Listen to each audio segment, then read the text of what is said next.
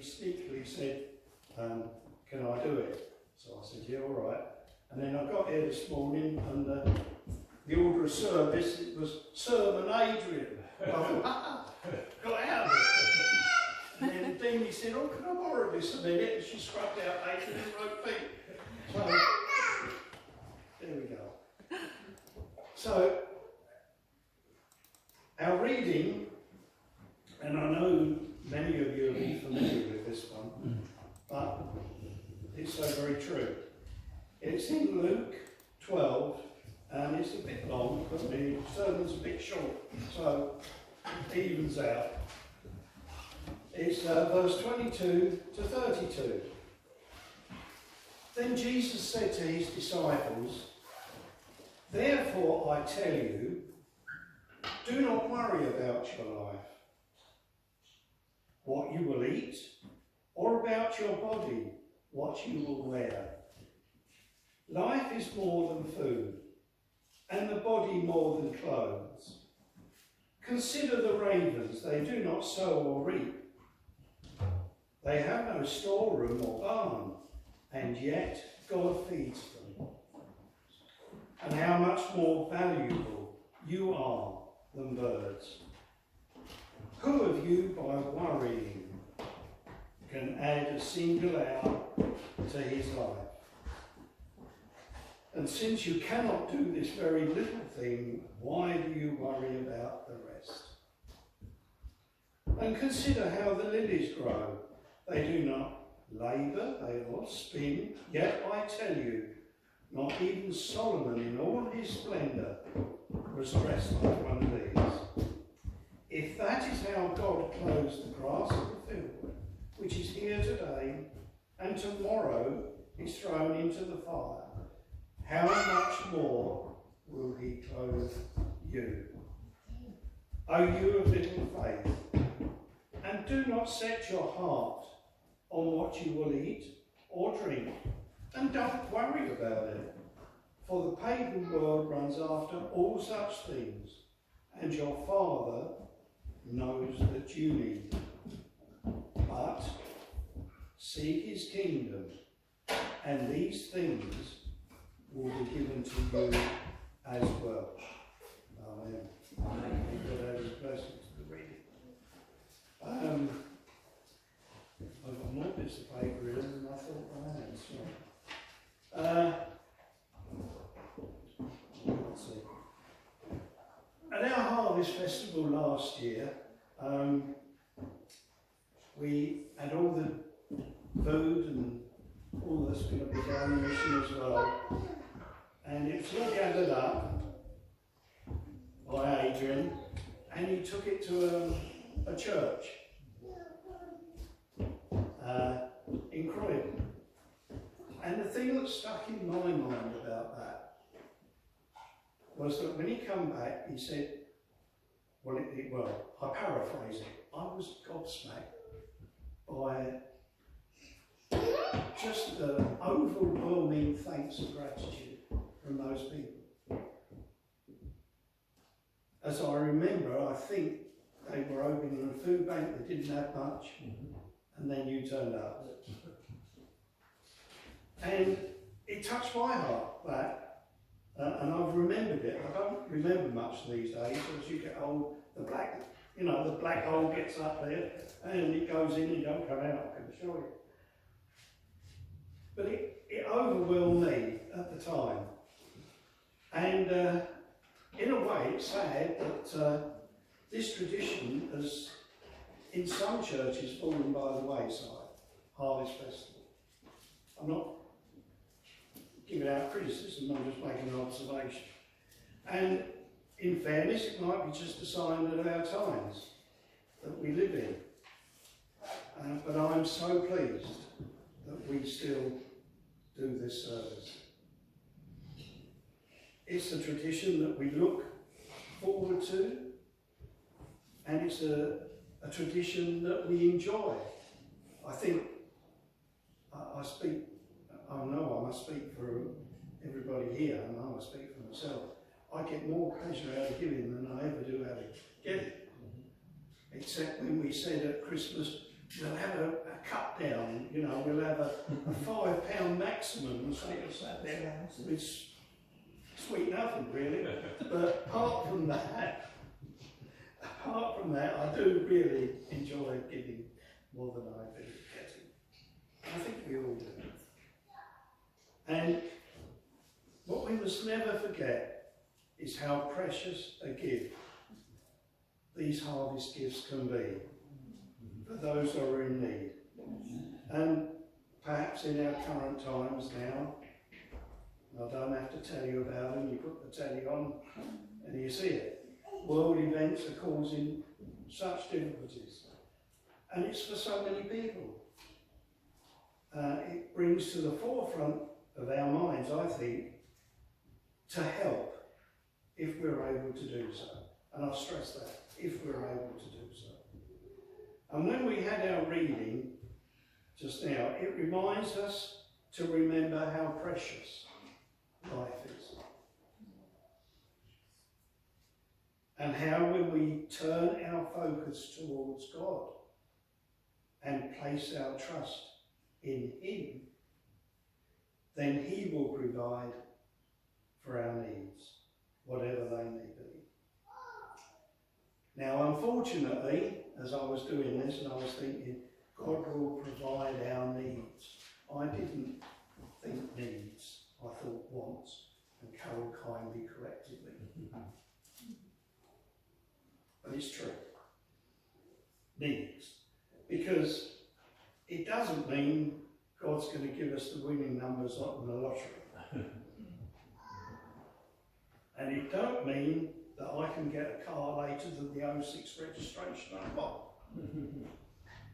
And Carol says her comment always when I start looking at brochures or whatever, it's got 4 wheels and it goes, what do I care? I don't agree with the sentiment, but I have to admit, grudgingly, she's right. But there we go. But when we focus on God and ask Him to help us in our real needs, then we can trust that He will, in due season, provide what we need. Now we have a God who knows the beauty of this world. Why? Because He created it. And He created us. When I wrote that down and thought the beauty of the world, I tried, and many things come into my mind. It's not stories, so don't get excited. It's, we went to Tenerife one year with Mark's son, Carol, me, and I can't remember who else, but there's a car load of them. And we went up to see the El Drago, which is a dragon tree. Anybody heard of it in Tenerife? Yeah. It's supposed to be 800 to 1,000 years old. Well, we set off and we going up, and we never did find it. I mean, I think we saw it and they thought, how the blue blazes are we going to get there? And it was getting dusk. So I said, well, you blow to it, I'm turning around going home. And as I turned the car around, and we were going down, we were very high up. I do remember that. Now, you probably don't appreciate this because you don't know Mark's son Robert, but he never gets overawed about a lot. He takes a lot for granted, not for granted, but oh yeah, all right. And the sun was just setting, and I kid you not, we just stopped the car, unfortunately there was no one around, because you just could not get over the sunset. Without the light, there was every single colour in that sunset that you could possibly imagine. And they were vivid. And it stuck in our mind, didn't it? Never forgotten it. And you think how beautiful that was. And how beautiful the rainbows were that were at the Queen's funeral. Did anybody see that? There was 4 rainbows when she was announced she died, and on a funeral over Buckingham Palace and over Windsor. True. I have people saying on Facebook people said on Facebook about this rainbow. Did you not see it? No, I didn't. Yeah, we just sat there and then rainbow, and then that was Buckingham Palace. Then it was at Windsor, and then on the funeral day, it was there again. A double, I understand. There's 4. Can't remember where the other one was. And that just shows to me the beauty of the world that we're in. And I hesitate to say it, but I'm sure that that was God's sign for the Queen. I'm sure, personally. And in our reading, we're told not to worry about life, what you will eat, or about your body, what you will wear. For life is more than food, and the body more than clothing. That probably doesn't apply to women, but I'm sure you can stretch it a bit. My granddaughter is 11, and she takes more time to get ready now than anybody I know. 11. We have a God who provides for us in all our life, if we only look to Him as our guide and help as we walk along our road, in our journey of our life. Because our life is a journey, isn't it? It's a journey up hills and down hills, and flat places as well. Now, I don't know if you know, I looked this up because I didn't know.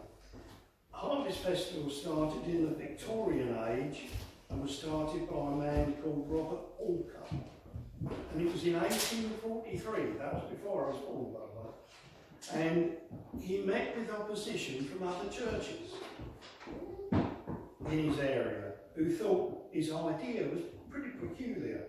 And then they accused him of being pretty peculiar as well. Well, he persevered. And that says to me,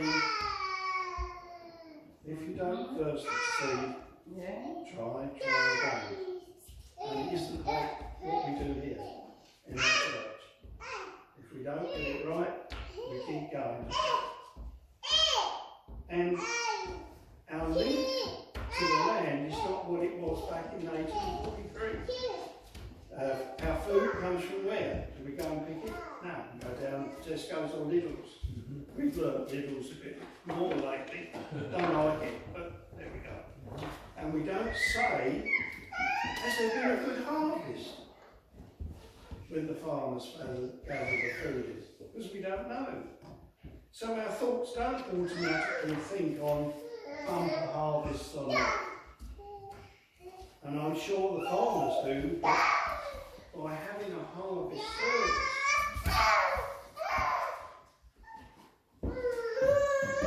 It reaffirms our Christian values of thankfulness to God for all that He provides.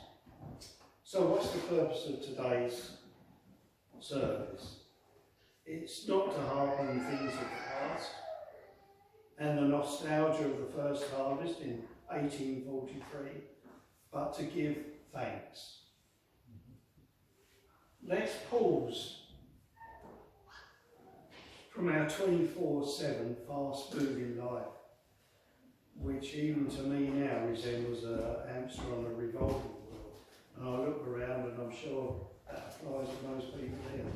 And if you ever think you're on one of them hamsters on a wheel, I'm sure you nurse, teacher, yes. Apart from wanting to fire a shotgun along the way, I'm sure you feel like a hamster on a revolving wheel.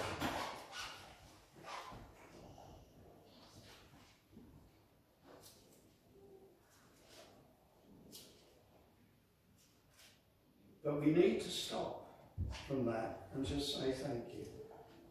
Thank you for all the good things and the good unexpected surprises that have come our way this year.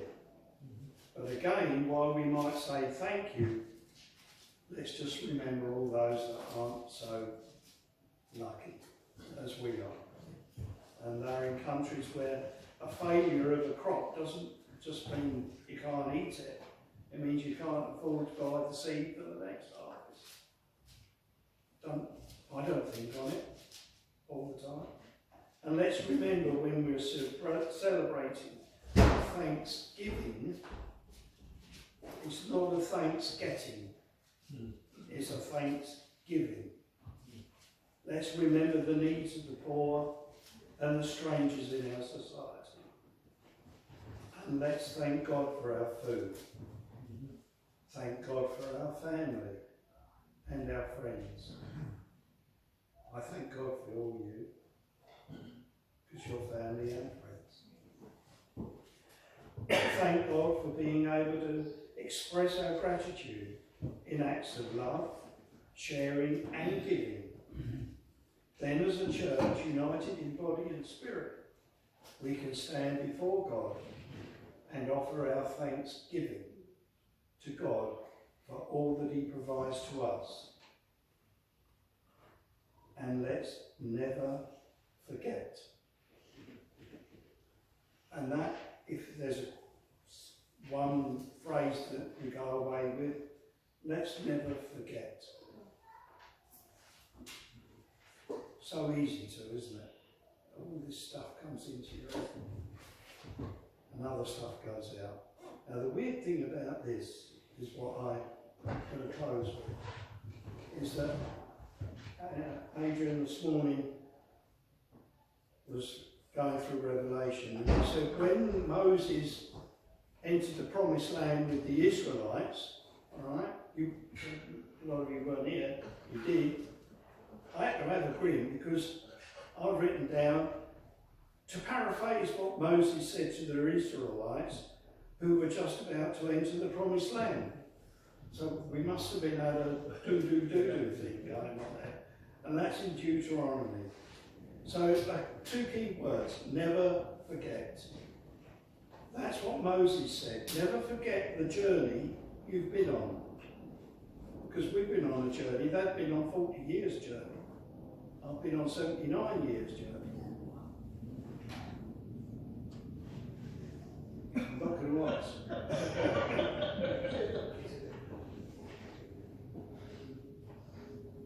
Never forget where you've come from. And never forget that it's God who has brought you to where you are now. That it's God, ultimately it's God, who has brought us into a good land. I mean, there's lots of things wrong here, I truly admit, but my golly, we're better off in a heck of a lot. And it's a land where you may eat bread without scarcity. Never forget that it's God who has brought you to where you are now. Why? Because ultimately we are his. And he is our Father. And he delights to give us good things. Ultimately we belong to him. He made us, he lovingly created us, and we are his people. That is the most important connection of all. We are his people. And that's the connection that ultimately broke down. The connection between us and God. And that is the connection that Jesus came to repair. Coming to earth as a human, as a person like us. And Jesus lived amongst us, and in his dying and in his rising to new life, he took our soiled humanity and raised it back up to heaven, reconnecting us, restoring our relationship with God, reforming us in his likeness. Never forget the journey you've been on. Never forget where you've come from. And never forget that it's God who has brought you to where you are now. We are God's precious people, and as we give thanks for all that he gives us, for the fruit of the soil and for the work of human hands, Let us also thank God that in his love he has sought to reconnect us with the earth, with ourselves, with each other, with him. And never forget you're his. Never forget. And these aren't my words, I pinched them, which I'm prone to do, by the way. But I thought it was nice, and it carries on, never forget. And I'll close with this. Never forget how far you've come. Everything you've gotten through. All the times you have pushed on, even when you felt you couldn't. All the mornings you got out of bed, no matter how hard it was. All the times you wanted to give up, but you got through another day. Never forget how much strength you have developed along the way.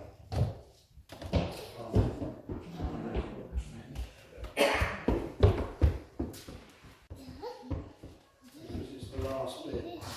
For me, it's poignant, and if it helps to bring it through. All the times you wanted to give up, but you got through another day. And I had a procedure and came out and was put in ICU, and things had gone wrong, and I wanted to give up. I couldn't. I was and the nurse wouldn't let me go because she kept on making me talk. I am sure, apparently I was told, that if I would just shut my eyes and go, I wouldn't be here. Anyway, never forget not to give up. That nurse got upset because they put me in the ICU after that, and she said, "No, I want him here." I said, "You didn't take me." So she was quite uptight. But the point I'm trying to make is, at that point, I wanted to give up, if I'm honest. I just wanted to shut my eyes and go out. And she wouldn't let me. So, whatever you're going through,